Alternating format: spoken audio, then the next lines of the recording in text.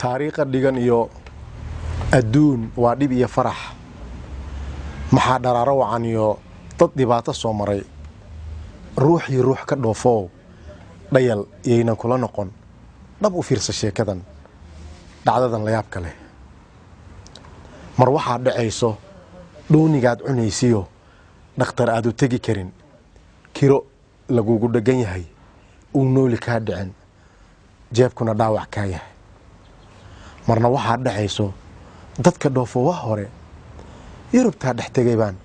dhibteeda u sheegnaa dhowr daqiiqa hadalkood deynna loogu dhigayaa dhaqsi u socodka saacadda adigoon dhammayn hadal ayayna soo dhahaanoo dhig anaa ku soo wici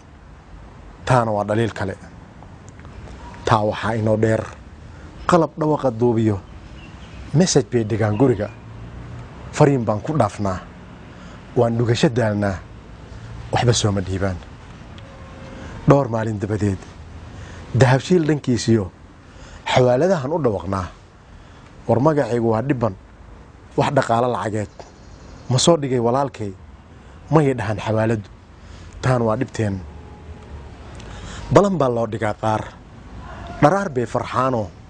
markay soo dhiibaan lacag dhereg bay dareemaan markay isdhigtaan bay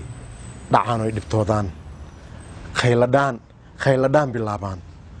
kuwa dhankaa ku nool bay dhalalow u siiyaan markuu u dhaco teleefoon shaashaday dhugtaano ma dhankii afrikaba laga soo dhawaaqay dhaaf oo ha qaban bay isdhahaan dhexdoodo boqolkii dhabiilaan dadka dhoofa waa hore yurubtaa dhex tegayow ha dhaawicin qaraabada dhibanaha u kaalmee markuu dhinto walaalkaa dhowr halaad inaad qasho